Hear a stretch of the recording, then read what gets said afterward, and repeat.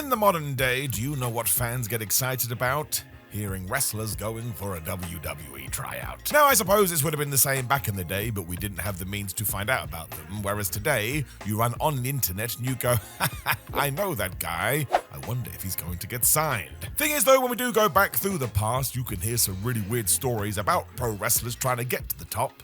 So I am Simon Miller, and here's 10 of those right now. The 10 Trick Williams told to tone down for cutting an Attitude Era style promo. Before he got fans chanting, "Whoop that Trick," two-time NXT champion, as I speak to you, Trick Williams decided, well, everybody liked the World Wrestling Federation in the 90s, so maybe I should lean into that. Williams himself recalled this incident when he was doing an interview with the one and only Denise Salcedo, and make sure you check out her YouTube channel right now, and how he was told that WWE officials were like, Trick, that's really good, but maybe you should entertain people while keeping it clean. Now, it kind of does make sense that he would take this approach, because Trick has admitted he stopped watching wrestling after the Attitude Era because of his football prospects, so maybe he didn't know about the PG stuff. The thing is though, and this explains why he has made it so far, Williams went away, he did educate himself and get himself up to date, when all of a sudden, whoop bam wang, he was hitting home runs out all over the place. He also talked about how great it was seeing Kofi Kingston win the WWE title at WrestleMania 35 as the true moment that brought him back to sports entertainment.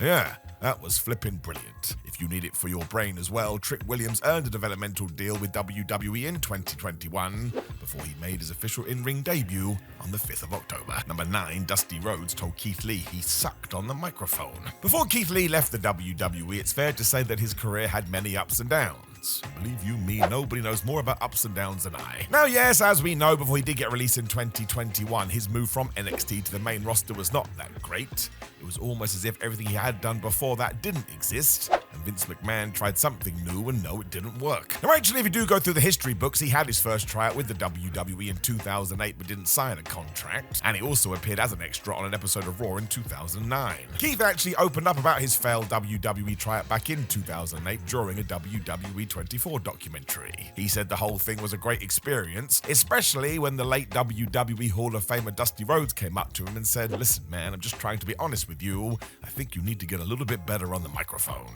Now, because Lee is a smart old cat, he took this to heart and he worked on his verbal skills, and yeah, he became that really well-spoken, very interesting individual, so it must have worked. Eventually, he did sign with AEW in 2022, and ever since then, it sounds like he's had some health issues. Now, I don't want to speculate on this because we don't know, but as it is out on the ether, I just want to say I hope he's doing okay, because there is nothing more important than that. Number 8, Athena was told to lose weight. So it's understandable that WWE athletes or superstars or wrestlers would be expected to be in a certain kind of shape. Not only is it an aesthetic-based business, but yeah, you are taking the life of somebody else in your hands, so you want to make sure that your body is up to such a task. There are lines to this though, and if we go back to a story that Athena told, well, good grief, we certainly crossed it. Now, as we know, she was Ember Moon in WWE between 2015 and 2021, and really, she had a very similar story to Keith Lee. She was great in the developmental territory, and while she had a better run on Raw and SmackDown, once again, we didn't really treat her the right way. Speaking about all of this to Chris Jericho on his Talk is Jericho podcast, however, Athena reminisced about some of her failed WWE tryouts in the mid to late 2000s. She revealed that the evaluation from her very first one stated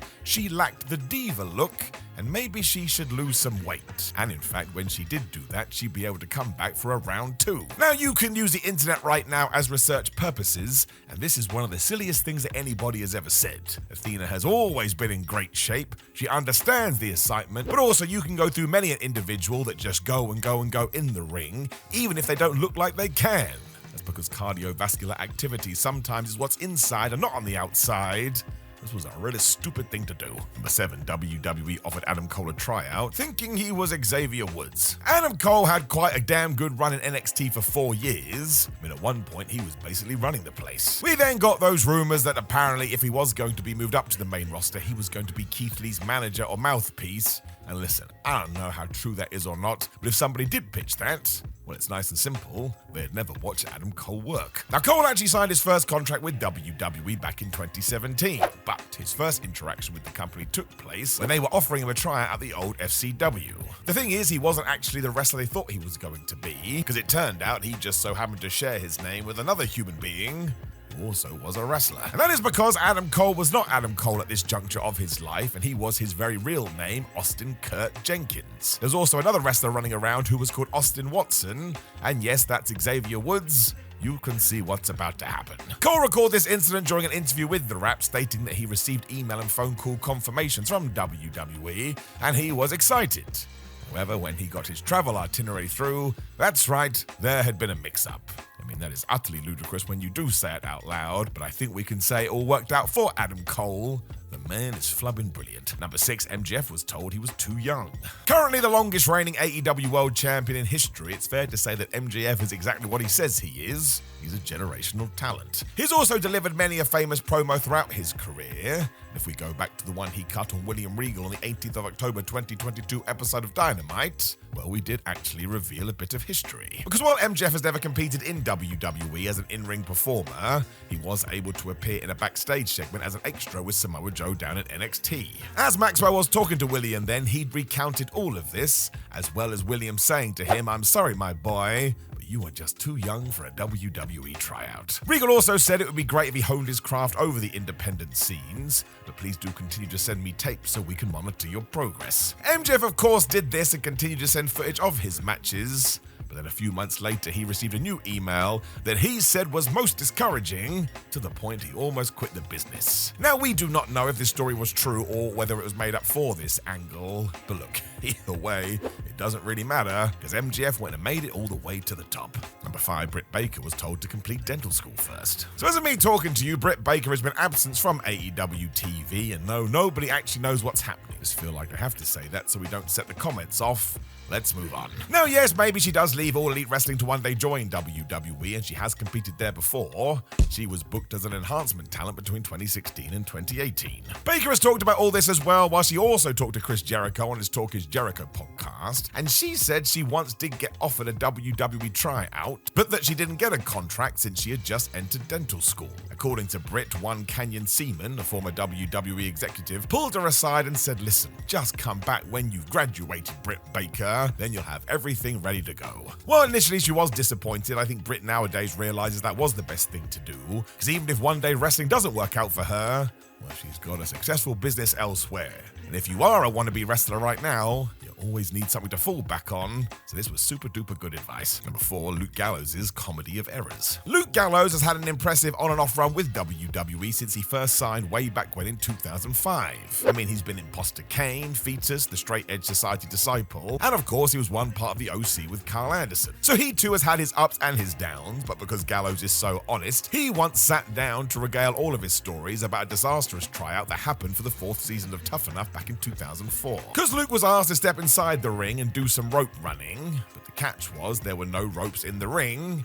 and, well, he ended up falling headfirst onto the ground right in front of Johnny Laurinaitis. Next up was an obstacle course, and this also turned into a humiliating endeavor, because he fell while climbing a wall. Somehow this continued to fall out the window though, because when it was time to do the army crawl, he had a drawstring on his pants untie itself, and well, that continues to haunt him in the worst way possible. I'm sure you can figure it out. And given that when he was finishing that he had to do 25 push-ups, well, go and put 2 and 2 together. But hey, just goes to show, doesn't matter how much you do screw these things up, do have the talent, you're probably gonna get a deal. Number 3, Triple H and Shawn Michaels buried CM Punk during his tryout. CM Punk has always been a polarizing figure in pro wrestling, but that's also one of the reasons he's as successful as he is. The dude is just an anomaly, and you want to see what he's gonna do next. As we know today, he absolutely did not have a good relationship with Triple H at one point. And actually, former WWE writer Court Bauer has talked about this, and that it stretched back all the way before Punk even became an official WWE superstar. Now, CM signed his first WWE developmental deal in 2005 after he did compete in a series of tryout matches. One of these was in 2003, and according to Bauer, as he was talking to John Pollock on their podcast, he actually saw Triple H and Shawn Michaels watching this, saying, "Oh, man, this is not the guy. He doesn't know how to wrestle. He's just wrestling like he thinks a wrestler should wrestle." Wouldn't worry about it too much. They were most definitely doing this very loudly and in front of former head of talent relations John Laurinaitis. And doesn't that just go to show that CM Punk has always bet on himself? Because despite being essentially buried by 2 of the most influential figures in WWE, you jump forward 2 years and that man had a deal. Really, to be honest with you, he never looked back. Number 2, Bayley was told her attire was unacceptable. Bayley has been an active WWE superstar for over a dozen years, and I'm going to say this, I still think she is underrated. She is one of the most decorated performers in the company's history. She absolutely came from humble beginnings and totally made a name for herself in NXT when she did get called up to the main roster, and damn it, she became a Grand Slam winner. All of this led her to the New Day Feel the Power podcast, where she wanted to talk about her attire and how it actually got her in a bit of trouble. Because Bayley recalled coming in for a 3-day tryout camp at the FCW facility, and the writers asking her to wear something presentable when it was time to step inside the ring. To try and make an impression, she did buy a dress which she thought would help her get noticed. But then she got the opposite to this, and everybody told her that was unacceptable because you're just showing a little bit too much skin. They even told her to change. Bayley recalled being confused about what the company expected from her, and it was actually AJ Lee who helped her gain the right perspective. Basically told her to be herself, and my gosh, she's done that for the last decade plus. That is why she is an all-time legend. Number 1, the Young Bucks got heat from Booker T. So if you do frequent yourself with the internet, you will know this story.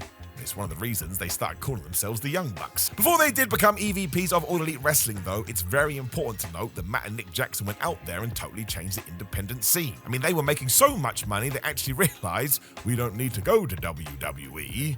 But of course, that wasn't always the way. Because before they did blow up, they did indeed try and get through the door, which is when Booker T comes in. And he talked about this in episode 177 of the Heated Conversations podcast. Now, the first is the one that has made the rounds because no, apparently Matt and Nick Jackson did not shake Booker T's hand, which he took offense to, even though the Young Bucks have actually come out and said we were just a little bit intimidated by everyone. And sure, we didn't do that, we probably should have done. There was a part 2 to this as well, because apparently they also sat on Booker T's jacket. I mean, do with that one what you will. The thing is, though, I can understand it from the Jacksons' point of view, because when you do walk into a locker room with a bunch of intimidating figures you've seen on TV, well, yeah, all of a sudden you do start tiptoeing on eggshells. I would imagine they just wanted to stay out of the way so they didn't accidentally disrespect anybody. And then, yes, they did accidentally disrespect someone. The good news is they have all hashed it out and it's not a problem. And look, Booker T is one of the best wrestlers of all time, and Matt and Nick Jackson have totally smashed it. And when they retire, I don't even care, man. They will go into the conversation as well.